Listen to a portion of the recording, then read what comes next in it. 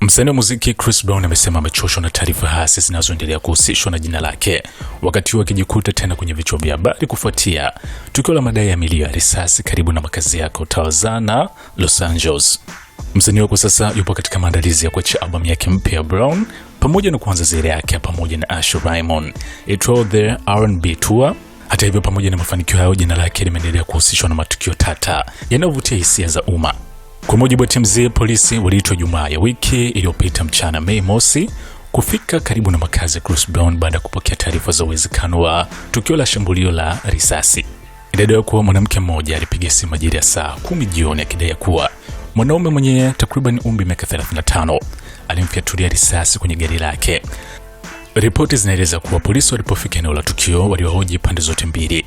Mwanaume aliyedaiwa kuhusika alieleza kuwa mwanamke huyo alikataa kuondoka eneo hilo, aliyopelekea mabishano yaliyozidi na kuwa ya kimwili, yani mvutano.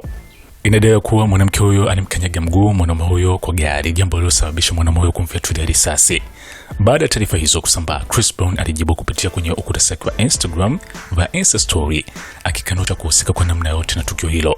Alisema, "Kwa sasa mtindo huo kuhusishwa jina langu na mambo kama haya umechoka. Natazama habari kama watu wengine nikijiuliza ilitokea lini na wapi. Nimekuwa nyumbani muda wote, sijawahi kusikia milio ya risasi, gari la polisi wala kitu chochote. Msiniunganishe jina langu na mambo yasiyonihusu. Nina mambo yangu ya kufanya." Kauli hiyo inaonyesha wazi msanii huyo anavyopinga kuhusishwa na tukio hilo, huku akisisitiza kuwa hakuwa na taarifa yoyote kuhusu kilichotokea karibu na makazi yake.